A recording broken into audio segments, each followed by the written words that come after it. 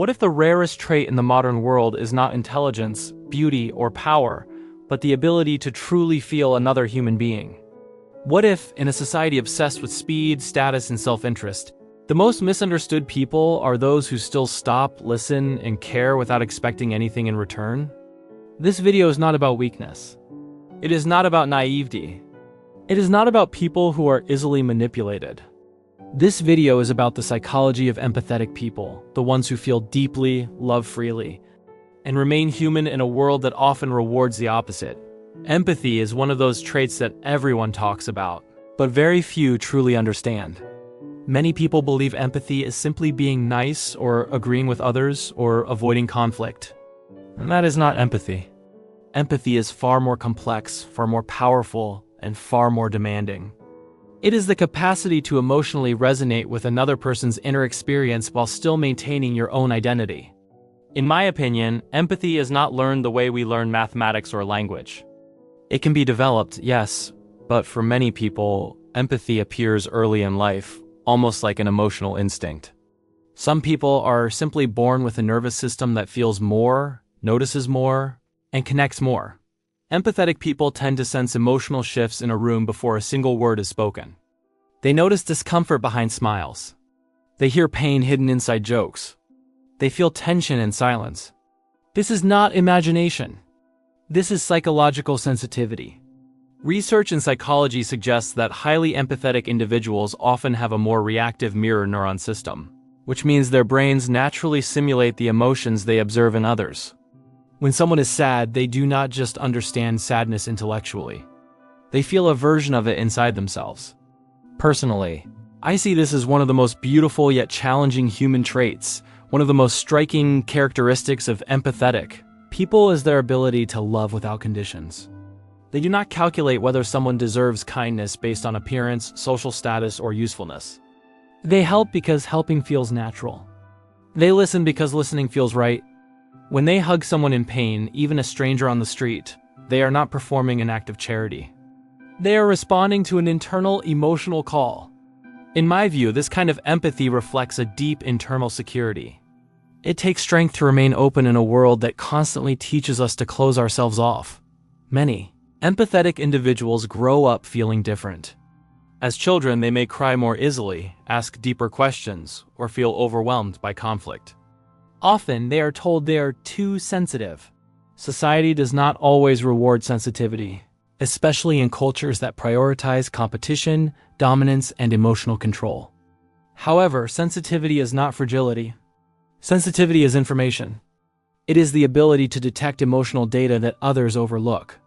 In my opinion, the problem is not that empathetic people feel too much, but that the world often feels too little, psychologically. Empathy develops from a combination of biology, early attachment, and life experiences. Some empathetic people grew up in environments where emotional awareness was encouraged. Others developed empathy as a survival mechanism, learning to read emotional cues to maintain safety in unpredictable environments. What fascinates me is that, regardless of origin, many empathetic people reach the same conclusion. Connection matters more than ego. Empathetic people are often excellent listeners. Not because they are silent, but because they are present. When someone speaks to them, they do not wait for their turn to talk. They do not mentally prepare a response while pretending to listen. They focus entirely on the speaker. This level of attention is rare. In my opinion, being truly heard is one of the most healing experiences a human can have. And empathetic people offer this gift naturally, often without realizing how powerful it is. Another psychological trait common among empathetic individuals is emotional regulation through meaning. They may feel emotions intensely, but they often process them through reflection, compassion, and understanding. Rather than reacting impulsively, many empathetic people ask themselves why someone behaves a certain way. They seek context, not judgment. This does not mean they excuse harmful behavior, but they try to understand it before responding. I personally believe this approach creates wiser, more humane decisions. Empathy is closely connected to moral reasoning. Empathetic people tend to base their values on harm reduction and human dignity rather than rigid rules or authority. They ask, how does this affect others? Before asking, is this allowed? This moral framework makes them more inclusive, more tolerant, and more open to diversity. They are less likely to judge based on race, gender, appearance, or social class, because their primary lens is emotional experience.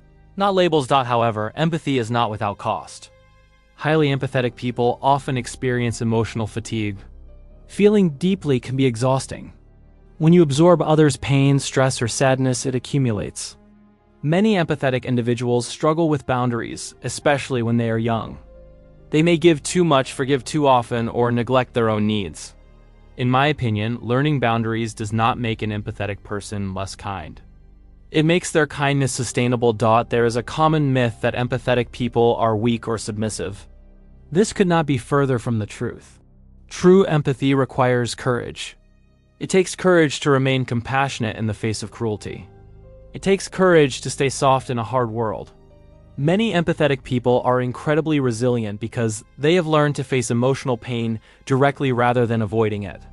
Strength does not always look loud. Sometimes strength looks like quiet understanding. Empathy also plays a major role in relationships.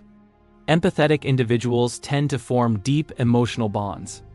They value emotional honesty, vulnerability, and authenticity. Superficial connections often feel empty to them.